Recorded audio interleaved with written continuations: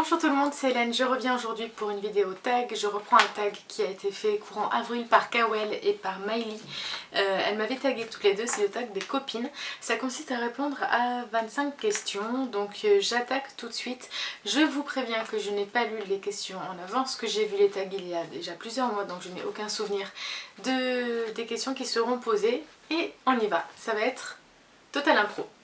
Question numéro 1, plutôt corne ou marque-page. J'utilise des marque-pages. Avant, quand j'étais plus jeune, je cornais mes livres parce que ça ne me gênait pas.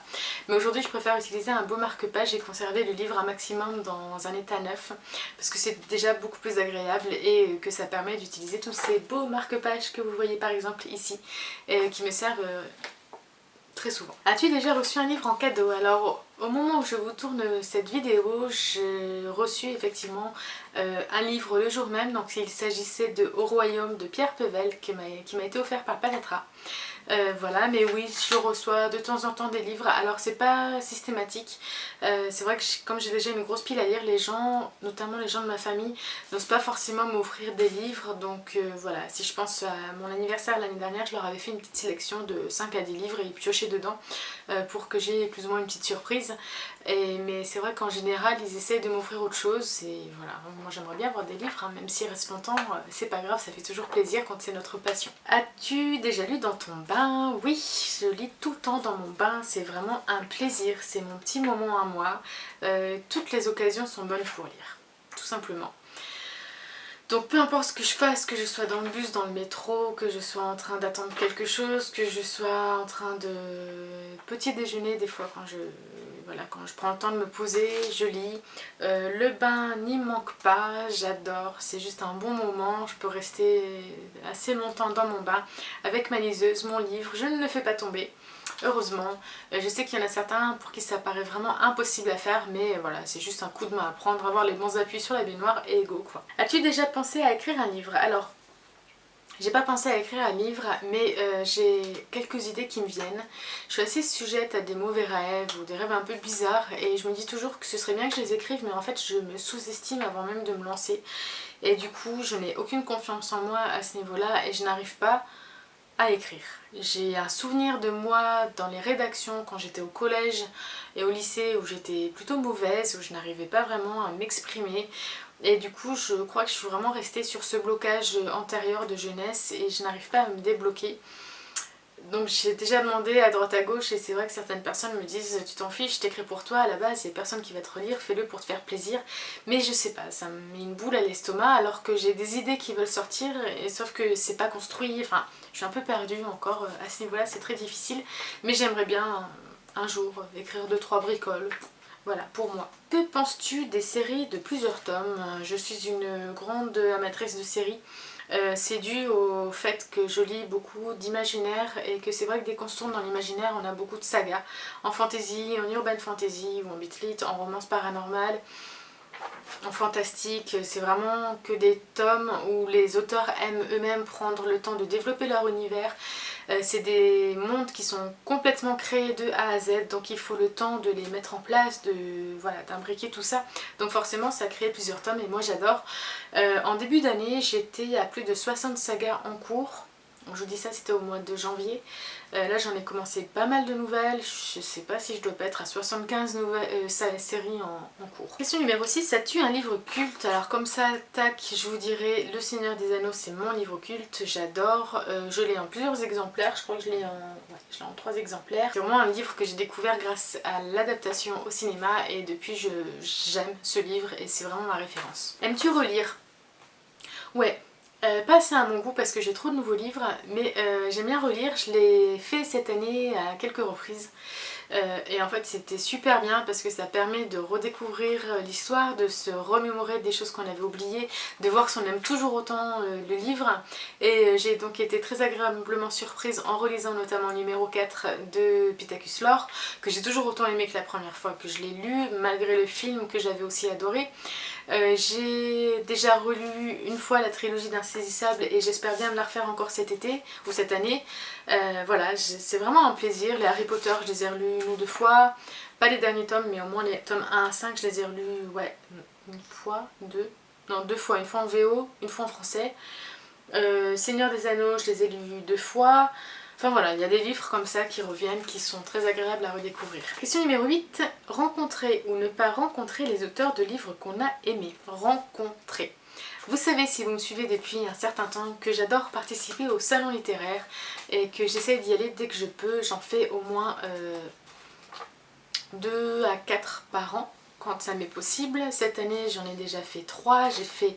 J'ai fait Les Oniriques en mars à mes yeux, j'ai fait Le Quai du Polar, ensuite je suis allée à Trolls et Légendes, aux Imaginales, et là j'ai prévu de faire les Octogones en septembre et les Aliénales dans le Nord en octobre. Donc oui, j'aime rencontrer les auteurs, j'aime discuter avec eux, découvrir comment ils créent leurs personnages, leur poser des questions, leur dire ce que j'ai pensé des livres quand je les ai lus. Voilà, échanger avec eux. J'essaie d'aller au maximum dans des salons où les auteurs sont abordables et peuvent prendre le temps de discuter avec leurs lecteurs parce que c'est beaucoup plus sympathique. Une lecture inavouable. Qu'est-ce qu'une lecture inavouable? Je ne vois pas trop cette question. Une lecture inavouable. C'est quoi une lecture inavouable? C'est une lecture qu'on n'ose pas dire aux gens qu'on l'a lue?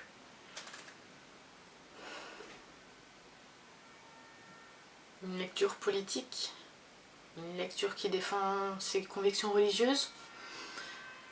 Je sais pas. Personnellement, non, je pense pas avoir de lecture inavouable parce que je fais des vidéos et je vous présente tous les livres que j'ai lus, donc à partir de là, voilà.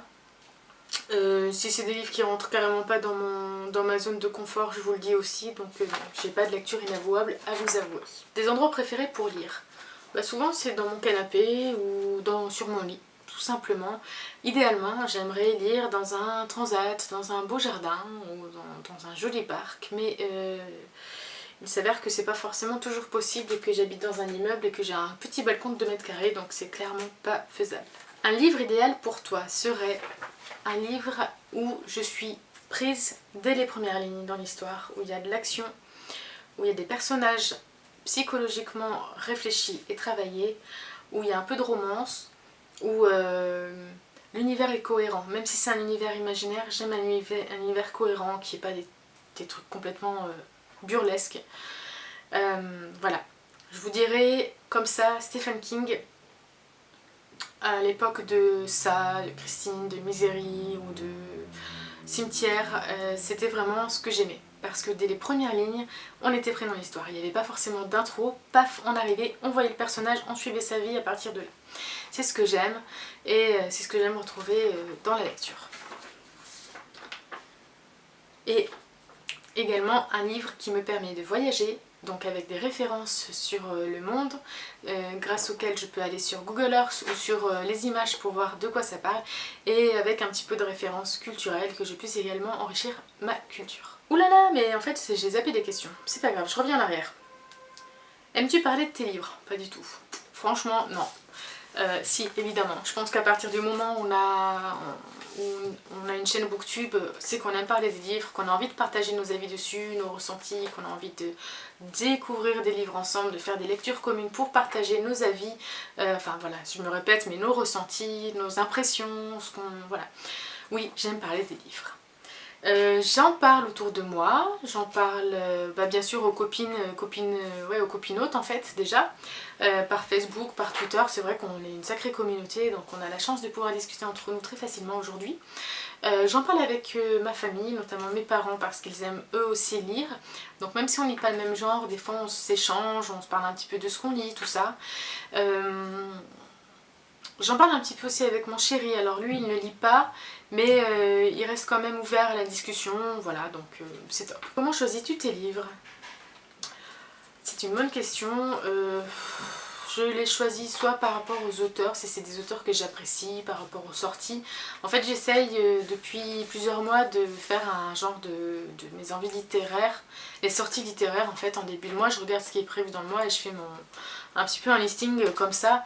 Après si je vais en salon, si je vais en magasin, je vais regarder un petit peu les histoires, les couvertures. Les couvertures sont Enfin, je suis vachement superficielle là-dessus, mais les couvertures m'attirent énormément et du coup je vais plus aller vers un roman avec une très belle couverture que vers un roman genre Les Prix Goncourt où on a une vieille couverture jaune passé là avec le titre en rouge ou je sais plus, je trouve ça vraiment pas attirant. Du coup ça ne m'intéresse pas et c'est bête parce que peut-être que je passe à côté de pépites, mais c'est comme ça. Après j'essaie de me raisonner mais voilà, c'est un peu difficile. Si je vais à Gibert, donc là où je vais habituellement, c'est vrai que c'est mon magasin préféré, que j'y suis allée pendant très longtemps, toutes les semaines. Donc je vais directement dans les rayons que j'aime et puis je regarde les sorties, les occasions, voilà. Lire par-dessus l'épaule. Alors j'ai une mauvaise habitude, c'est que quand je prends les transports en commun et que je vois quelqu'un qui a un livre, je peux pas m'empêcher de bloquer dessus et d'essayer de trouver le titre de ce que c'est. Donc oui, des fois je lis par-dessus l'épaule, si c'est une liseuse je vois le titre, ou alors je me penche un petit peu discret pour essayer de voir ce que c'est. Ouais, je sais que c'est peut-être pas très bien de faire ça, mais c'est plus fort que moi, c'est la passion. Que voulez-vous? Télé, jeux vidéo ou livre? Télé, non, je ne regarde quasiment jamais la télé. Livre à fond, c'est vraiment ma priorité. Jeux vidéo ensuite, j'ai beaucoup lever la pédale par rapport aux jeux vidéo. Avant je jouais énormément, maintenant je me suis vraiment pas retenue, c'est même pas ça, c'est qu'à chaque fois je préfère lire en fait, tout simplement. Sinon il y a certains jeux auxquels j'aime beaucoup jouer, notamment les jeux Lego. Là j'ai commencé Jurassic World, je le trouve super sympa, très agréable à faire, mon préféré restant ceux de Harry Potter.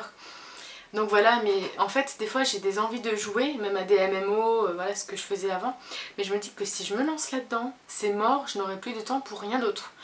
Et que la lecture ça prend aussi du temps, ce sont deux activités chronophages pendant lesquelles on ne peut pas faire autre chose, donc je fais un choix et je retourne à la lecture toujours. Lire et manger, ouais c'est rare.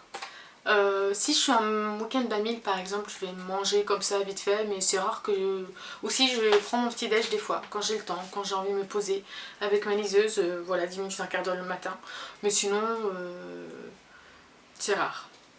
Avant je le faisais tout le temps, quand j'étais dans mon ancien boulot, c'est vrai que je mangeais à mon bureau et du coup j'en profitais pour lire.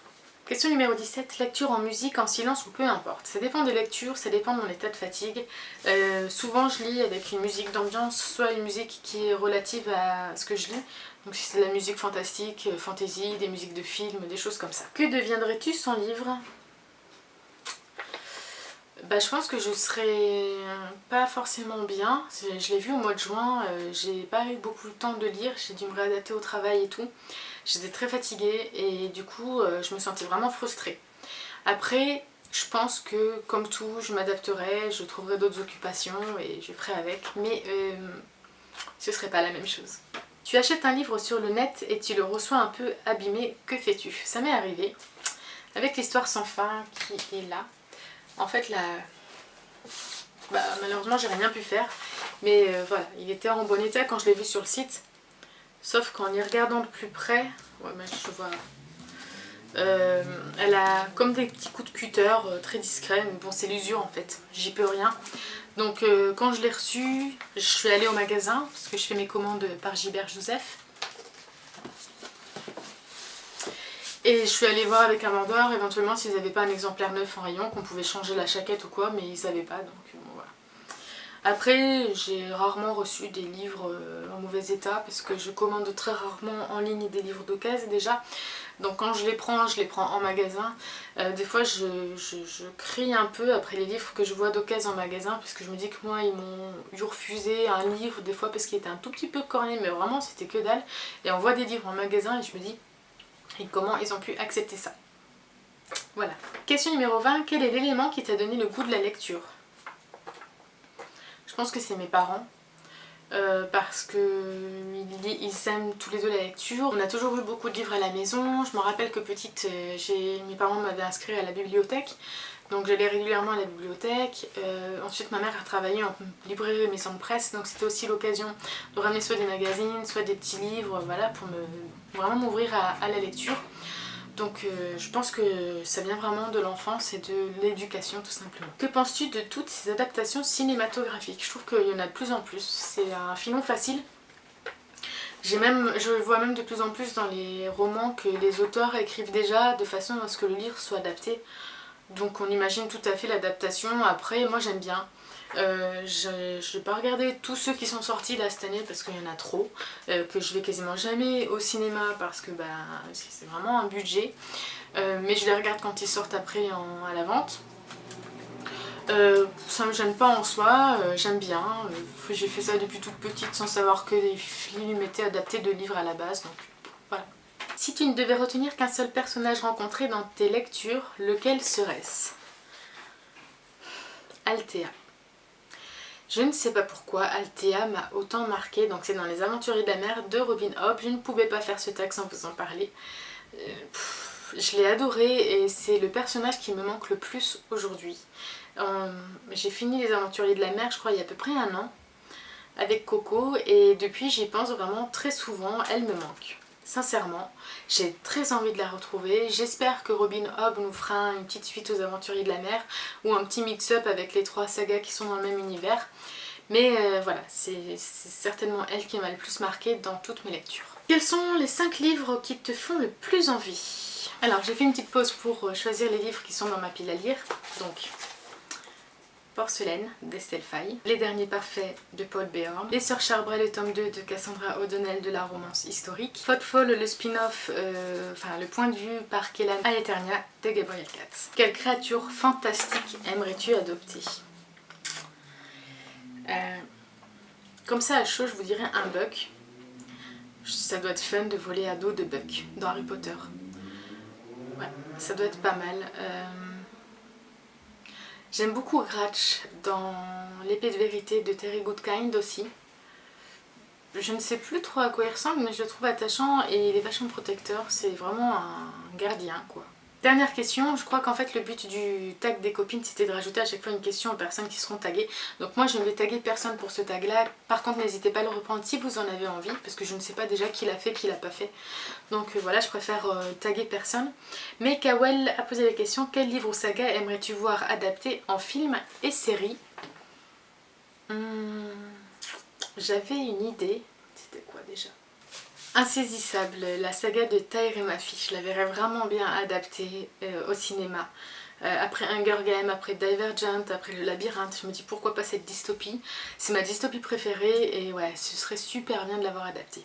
Et je pense qu'il y a matière de le faire. Peut-être que c'est en cours, je ne sais pas. C'est vrai qu'il y a les Miss Peregrine et les enfants particuliers qui est en ce moment réalisé par Tim Burton. Donc je vois quelques images sur Twitter de l'auteur de Ransom Riggs en discussion avec Tim Burton, avec Tahir et ma fille derrière, parce qu'en fait c'est la femme de Ransom Riggs. Et du coup je me dis, ah, ce serait bien aussi que sa saga elle soit adaptée au cinéma. Voilà, c'est tout pour ce tag. J'espère que cela vous aura plu. Je vous dis à très bientôt pour une nouvelle vidéo. Bye bye!